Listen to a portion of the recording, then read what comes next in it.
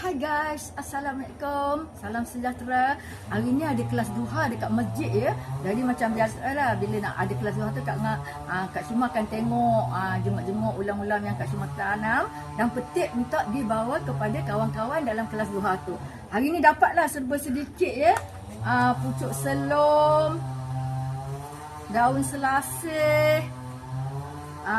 Ini pucuk berbuas. Oh sedap ni pucuk berbuas. Dan ini ketumbal Jawa.